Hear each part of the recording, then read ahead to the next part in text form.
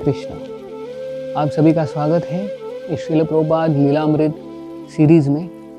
आज प्रभुपाद की हम और एक लीला देखेंगे। तो जैसे प्रभुपाद जलदूत पे गए थे अमेरिका, तो जलदूत से जब जा रहे थे 1965, तो अगस्त में बैठे थे श्रील प्रभुपाद, अगस्त ऑफ 1965।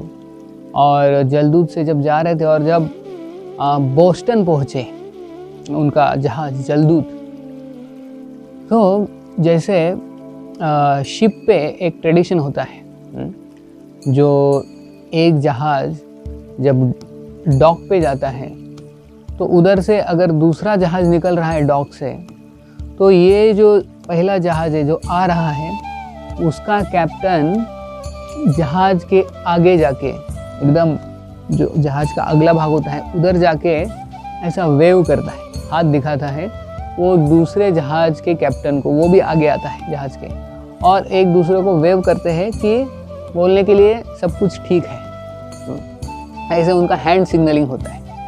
तो जैसे श्रील प्रभुपाद इस जलदूत जहाज में थे और उसके कैप्टन थे कैप्टन पांड्या।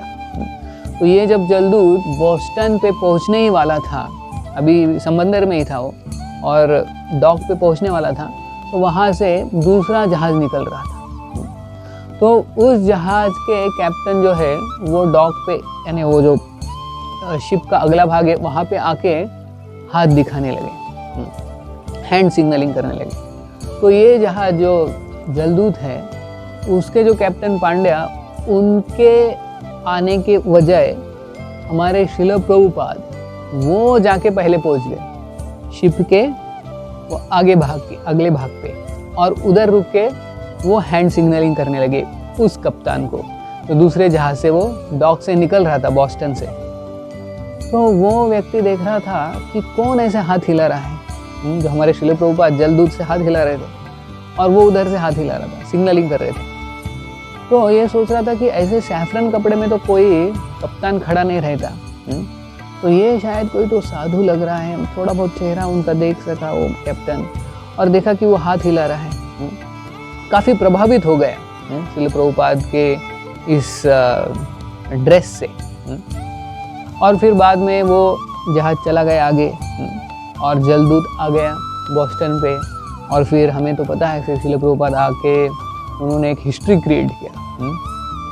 तो जैसे इस्कॉन का स्थापना हुआ, तो श्रील प्रभुपाद जब आए इधर बोस्टन में और फिर मूवमेंट स्टार्ट किया इस्कॉन का, तो काफ़ी सारे उनके शिष्य बन गए।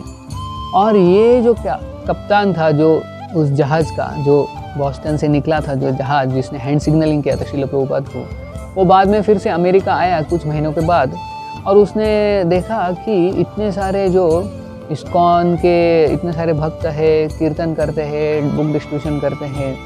तो उसने देखा, एक बार भगवत गीता भक्तों से कुछ लिया और देखा उसने कि ये जो फोटो श्रील प्रभुपाद का दिखा भगवत गीता के ऊपर, और फिर उसको याद आ गया कि ये तो वही है जिसको मैंने जहाज पे देखा था, जलदूत के जहाज पे, जो जिसने मुझे हैंड सिग्नलिंग किया था।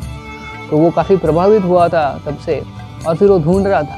तो जब ये भक्तों से मिला तो मंदिर आ गया और श्रील प्रभुपाद से मिला, और श्रील प्रभुपाद से प्रभावित होके बाद में वो एक भक्त बन गया।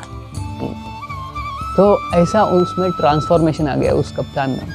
तो इस लीला से हम सीखते हैं, देखते हैं कि कैसे एक शुद्ध भक्त होता है, वो अगर चाहे, उसकी कितनी इच्छा होती है कि ये व्यक्ति अगर एक भक्त बने तो वो भक्त बन ही जाएगा। तो श्रील प्रभुपाद जब अमेरिका पहुंचने से पहले ही उनका प्रचार शुरू हो गया था, तो उनकी इच्छा हो गई थी कि ये जो कप्तान हैंड सिग्नलिंग कर रहा है, ये एक जीवात्मा, ये भक्त बनना चाहिए।